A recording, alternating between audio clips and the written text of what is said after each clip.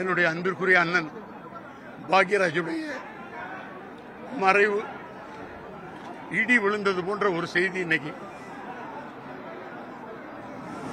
தாங்கவே முடியல. தமிழ் சினிமா தன்னுடைய பாக்கியத்தை இழந்து விட்டது. எப்படிப்பட்ட சூறாவளியாக இருந்தாலும் பாக்யராஜன் எதுவுமே உள்ளுக்குள்ள பாதித்ததே இல்லை.